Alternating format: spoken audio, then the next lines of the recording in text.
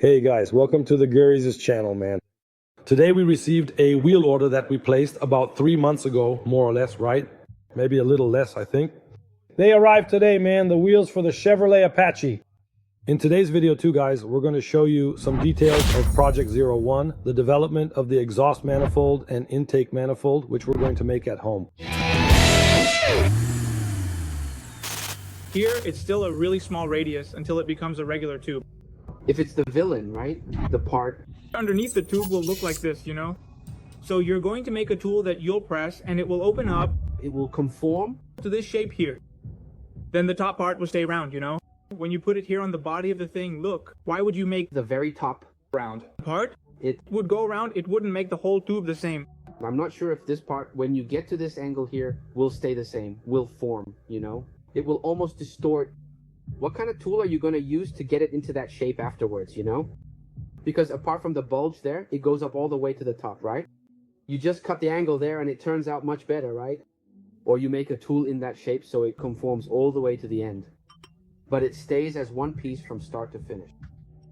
I think the way you're talking, if it's... This shape at the beginning will be...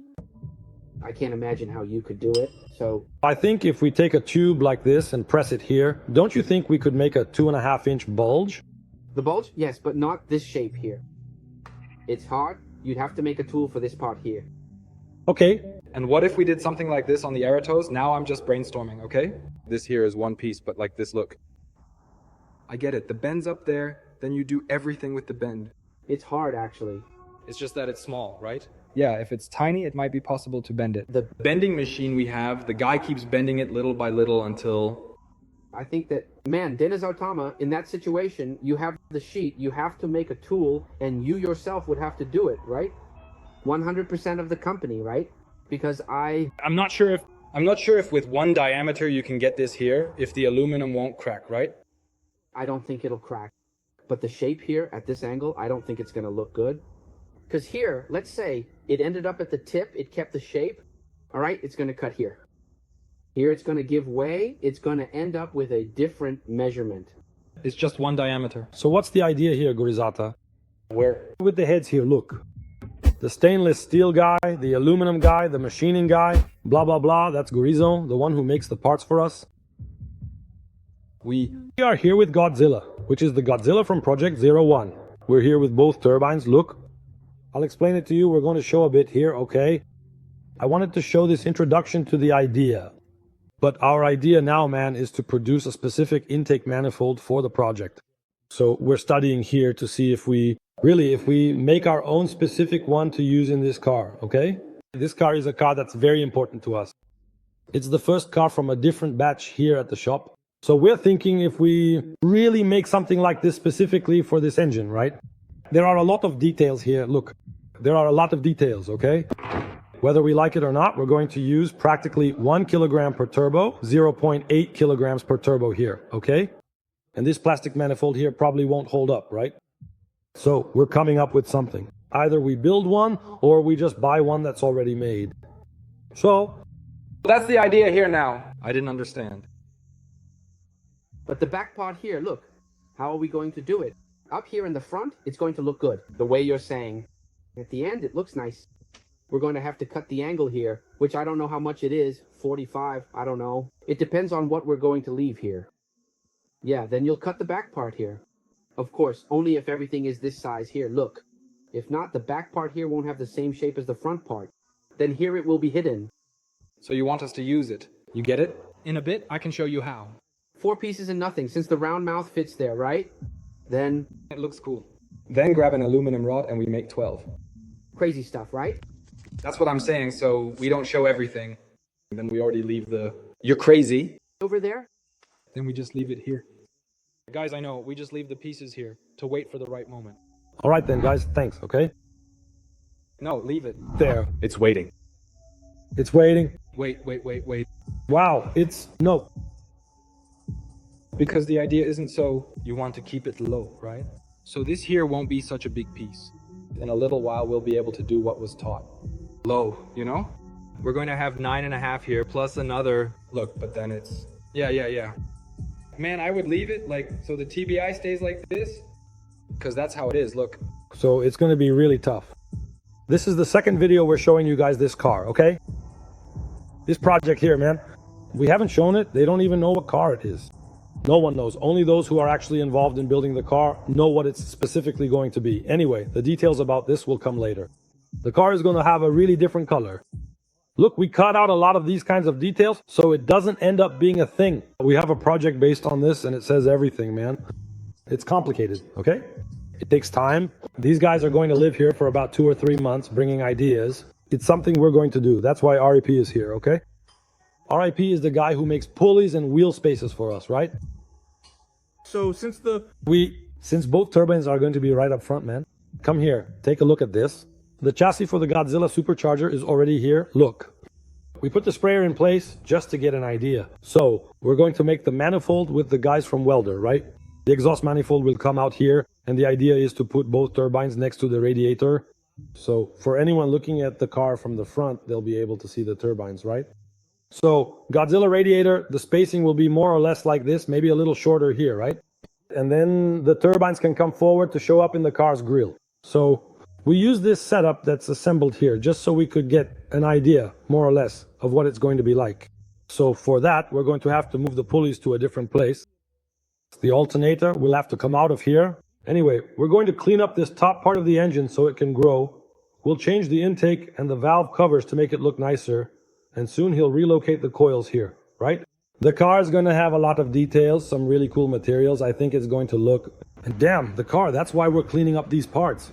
So, there in place of the original pulleys, the village pulley will go in, matching the detail of the wheel, right? That's a joke.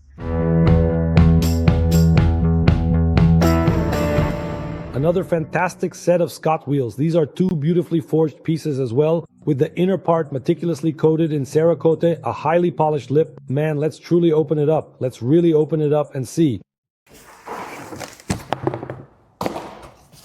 Let's just see, my good man. Everything's crazy. What an absolutely awesome and truly remarkable thing, my good man.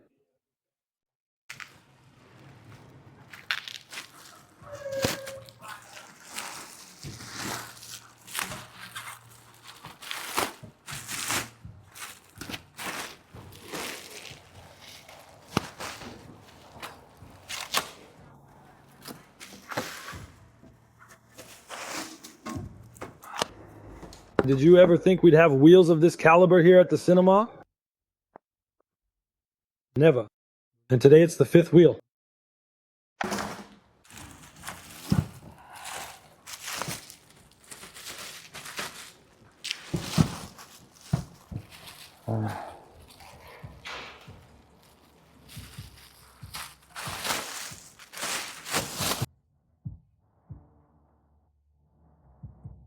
Wow, it's beautiful, man. It's really cool, right?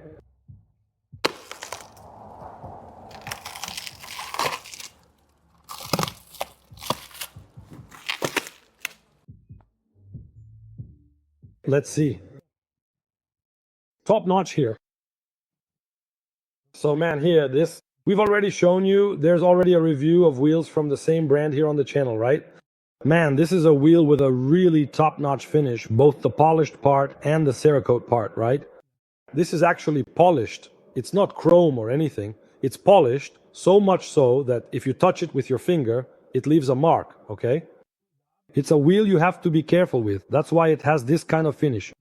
So, a cool detail, see if you can show it here. Look at how the hubcaps fit. Look, check out how the fitment is. There's a little notch here. It's practically unnoticeable, right? You can't see it from inside the wheel here either. That's where the fitting part is, okay? We're not going to mess with this now. We're not going to open it up to avoid any issues with the wheel. And when we put them on the car, we'll take them apart and show you as part of the project, okay? As usual, we've been using this for quite a while now, okay? 19x9 front wheel, and here on the rear wheel, 20x12, okay? There we use 285 or 295 tires, right? And here we use 335 tires. It's a 335 or 315, depending on the brand and all that. That's what we use on this model with this wheel size. So here, polished finish, and the inside is satin. The cool thing about this wheel setup is that they always send a little kit, which is the tool for removing the center cap here, right? So the fit is perfect, okay? Honestly, this type of wheel, man, is 100% top quality. Man, this fits in there perfectly, locked in place, okay? These wheels also come with a valve, right? A specific valve from them, look, it's screwed in, okay? So you get all four of them, and it also comes with a set of bolts, see? So the nuts are already specific for them, and it comes with the matching tool as well, okay? We also developed our own kit for this, right? In these projects, with this new version of the workshop, they're also going to get a set of bolts and a tool. So man, there's not much else to say. We chose them, we placed the order, they arrived, and now we're going to fit the wheels onto the car, right? So we'll probably swap out the rear, change the front suspension, redo part of the chassis, and since it's a car that's really hard to find, man, not that we don't do this with the others, right? We're going to pay special attention to its height, right? So we're going to bring the body closer to the ground, lowering it, right? Both on the chassis and the body on top of the chassis, we'll work on the fender, really enhance the whole set, right? So it's a car that we're going to change a lot. The lines, it's going to look really cool, and the wheels will be the finishing touch, right? This care that we use also applies to the other details of the car. So for the engine bay area, we're going to bring in that titanium metallic tone, right? One thing I thought was cool about these wheels, man, is that on the others, there's a line dividing here. Look, they have like a fitting, right? But not this one. The wheel is painted, see? So it's isolated there, and the guys apply the Cerakote with it already welded. Look how awesome it looks. A perfect fit right on the edge of the wheel. A cool detail from Scott, guys. Sometimes we see some wheels that don't have the same finish, right? So check out the finish this wheel has on the back as well. Look, they're welded, right? For those who've never seen it, look. It's a wheel that's only welded from the back, just a thin bead of weld, and that's it. The hub and the rim are forged, both the front and the rear. But just look at this wheel, the shine it has, right? And we're indoors here.